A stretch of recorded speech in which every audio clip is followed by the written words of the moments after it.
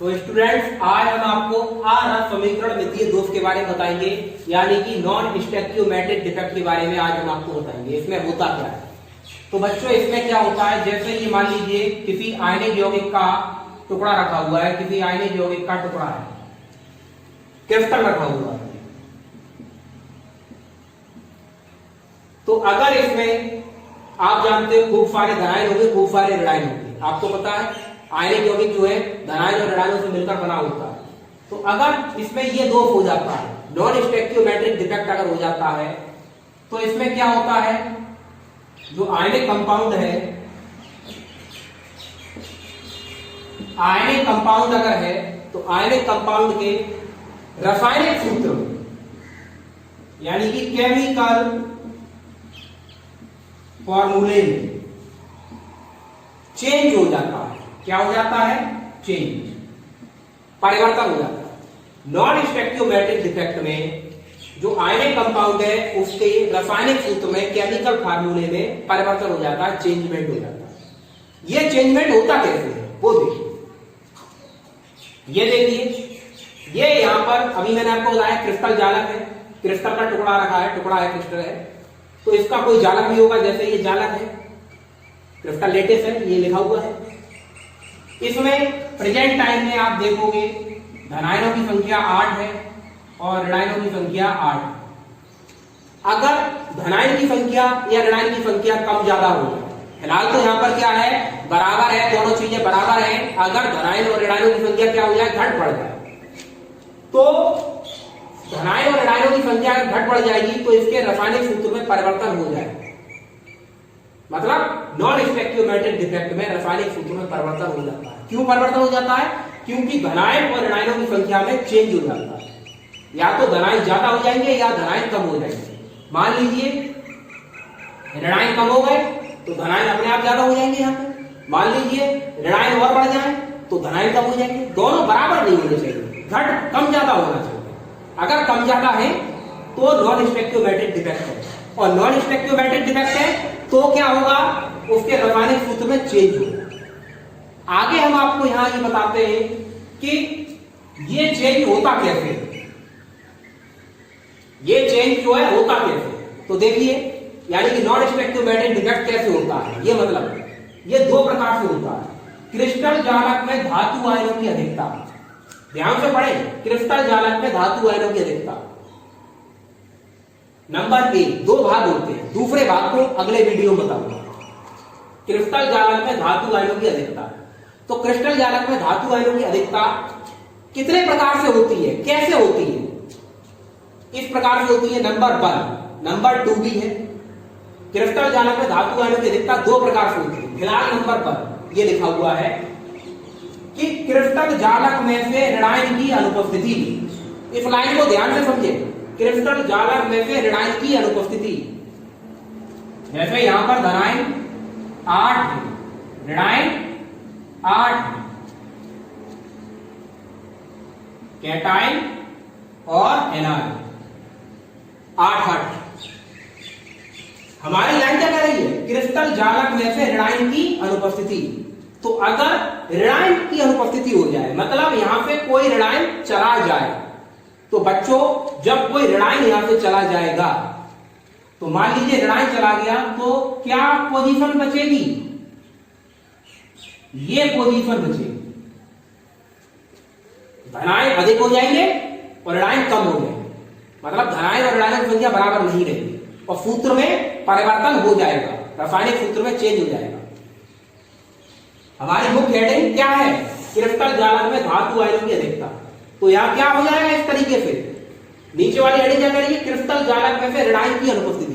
मतलब क्रिस्टल जालक में से ऋणायन की अगर अनुपस्थित हो जाए, ऋणायन कम हो जाए, तो धनायन क्या हो जाएंगे, ज्यादा हो जाएंगे। मतलब ऊपर वाली हेडिंग मैच हो। तो देखिए क्रिस्टल जालक में ऋणायन की अनुपस्थिति कैसे होती है, समझो उसे, अब मैं समझाता हूं ध्यान से।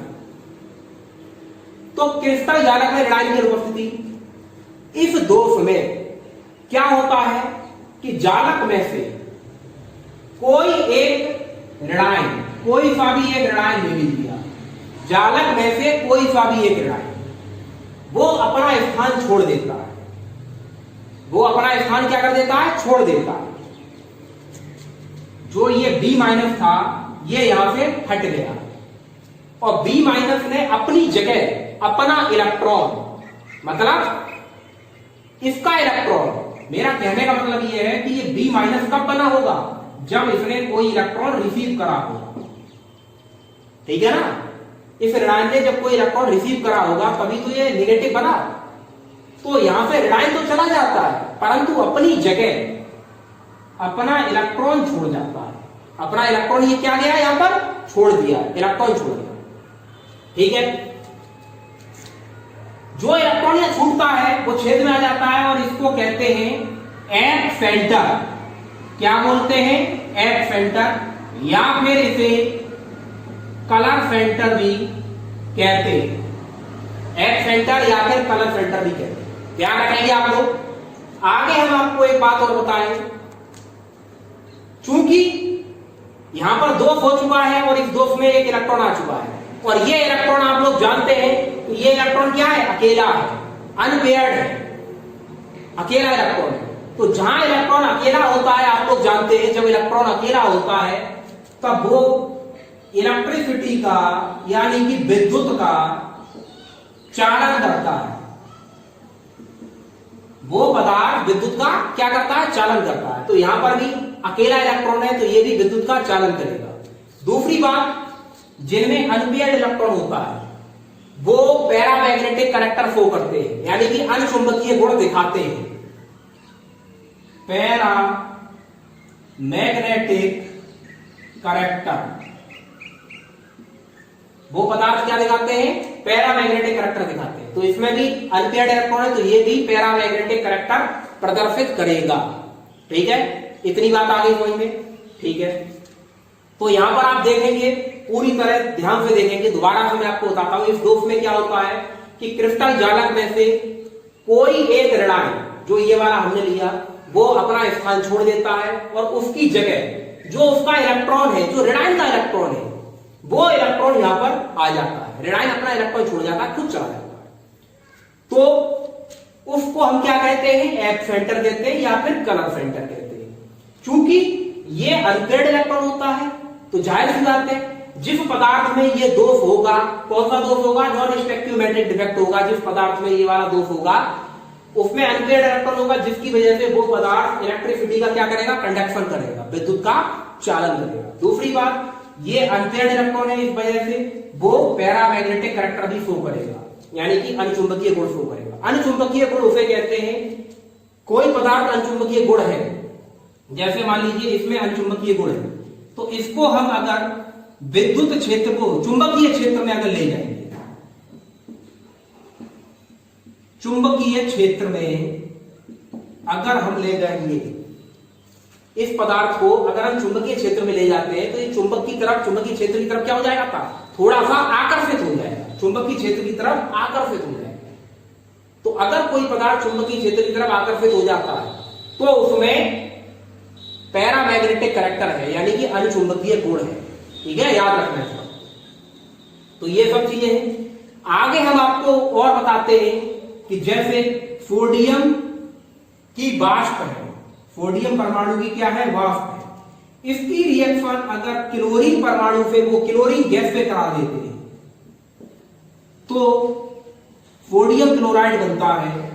और ये सोडियम क्लोराइड ठोस अवस्था में होता है और रंग इसका पीली अवस्था में होता है, पीले कलर का होता है। क्यों होता है ये हम आपको बता रहे हैं। जैसे मान लीजिए ये सोडियम क्लोराइड का टुकड़ा बना, क्रिस्टल बना, तो इसके अंदर क्रिस्टल जालक भी होगा। क्रिस्टल जालक जब होगा तो उसमें धनायन और ऋणायन भी होंगे। इसी के आधार पर आप समझ सकते हैं, क्रिस्टल जालक होगा उसमें धनायन और ऋणायन भी होंगे। मान लीजिए ये जो है NaCl का स्ट्रक्चर है, तो इसमें क्या होगा, Na+ की जगह Na+ होंगे और B- की जगह Cl- होंगे।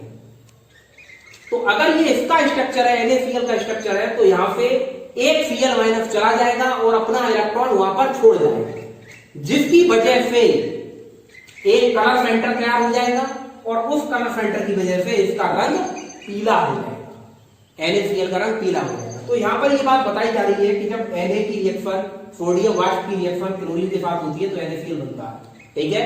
ये बात कंप्लीट हो गई, ये डिफेक्ट कंप्लीट हो गया। तो ये आपको ये और बताते हैं कि ये इसके एग्जाम्पल कौन कौन से होते हैं। तो एक तो NaCl एग्जाम्पल होता है, और ठीक इसी प्रकार दूसरा एग्जाम्पल इसका KCl होता है। ठीक है, ध्यान